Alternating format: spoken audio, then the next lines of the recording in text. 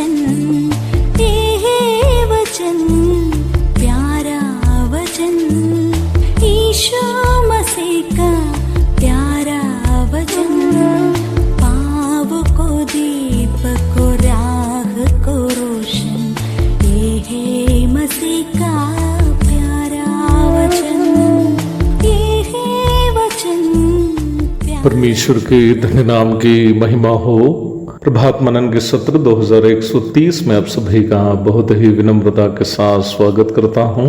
आइए आज के मनन के लिए हम पढ़ते हैं इब्रानी अध्याय 12 पद 11। वर्तमान में हर प्रकार की ताड़ना आनंद की नहीं पर शोक ही की बात दिखाई पड़ती है, तो भी जो इसको सहते सहते पक्के हो गए हैं बाद में उन्हें चैन के साथ धर्म का प्रतिफल मिलता है। ताड़ना के संबंध में पूर्व में भी हम देखे थे कि कोई भी ताड़ना जब हम उसे प्राप्त करते हैं वो कभी भी एक खुशी का अनुभव नहीं है, परंतु यदि कोई बच्चे को उसकी गलती के लिए उसे ताड़ना मिली हो तो निश्चित है कि वो बच्चा जीवन भर उसे याद रखेगा और कोशिश भी करेगा कि अपने से दोबारा वही गलती ना हो। उतना ही नहीं, वो बच्चा जब सियान होकर परिपक्व हो जाएगा हमेशा अपनी गलती के सुधार के लिए उसको जो ताड़ना मिली है उसे याद करके चैन एहसास करेगा। उसको कभी इस बात पर नाराजगी का एहसास नहीं होगा कि उसकी गलती के लिए उस पर ताड़ना पड़ी थी।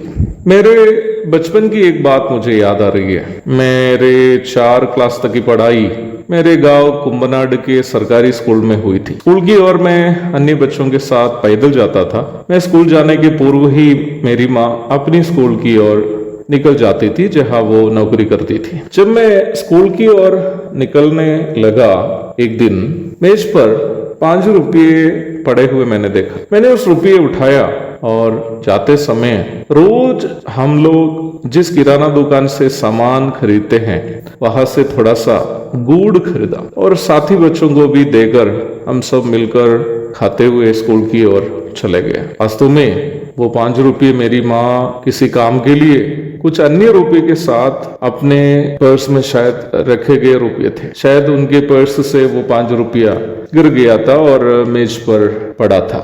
वह दिन भर ये सोच रही थी कि 5 रुपये कैसे कम हो गए पर्स से। जब वो शाम में घर लौट रही थी, किराना दुकानदार ने माँ से इस प्रकार पूछा, क्या आज घर में खीर बना रही हो दीदी? माँ ने संदेह से जवाब दिया कि नहीं तो। और उसने दुकानदार से पूछा कि ऐसे उन्होंने क्यों पूछा? तब दुकानदार ने बताया कि आपका छोटा बेटा गुड़ खरीद कर गया है, इसलिए पूछा। माँ को पता चल गया कि 5 रुपये कहाँ गुम हो गया था। जब वह घर आई तो मेरे मुंह में उस समय भी गुड़ का स्वाद बचा हुआ ही था। माँ जैसे आई, मेरे घर के आंगन में एक फूल वाला पौधा था जो थोड़ा सा लंबा था। उसका हिंदी नाम मुझे पता नहीं है, इसलिए मैं कहना नहीं चाहता। उस पौधे का लगभग जड़ तक उखाड़ कर उन्होंने मेरी पिटाई की है। पिटाई करते वक्त वो रो भी रही थी। उनको ये बात हजम नहीं हो पा रहा था कि मैंने चोरी की है। उनका सवाल यह था कि बिना पूछे रुपये क्यों उठाया? पूछते तो क्या नहीं देती? मुझे चोरी के एहसास के साथ साथ इस बात से भी तकलीफ हो रही थी कि मैंने माँ का दिल को दुखाया। आज मैं मेरी पत्नी के द्वारा जन्मे हुए 3 बच्चों के पिता हूं। आप जानते हैं कि मुझे और भी बच्चे हैं, इसलिए मैंने ऐसे कहा। मेरे बच्चों को अर्थात मेरे बायोलॉजिकल चिल्ड्रन को, जैविक बच्चों को खास करके मैं यही सिखाता हूं कि जब भी कुछ चाहिए पूछ कर लेना, बिना पूछे कुछ भी नहीं उठाना। आपको मालूम होगा कि ये नैतिक शिक्षा मैं कहाँ से सीखा होगा। जब हम पाप में फंस जाते हैं या फंसने जाने वाले, परमेश्वर भी इसी प्रकार हमारी ताड़ना करता है। देखिए, मुझे जो ताड़ना बचपन में मिली थी उसके बारे में आज मैं कितनी खुशी से, संतुष्टि से आपको बता रहा हूं, क्योंकि मेरे अंदर से चोरी का आदत उस ताड़ना के द्वारा निकल गया। आज मैं चोरी को बहुत नफरत करता हूं। उसकी वजह मेरे बचपन में मुझे मिली हुई वो पिटाई है।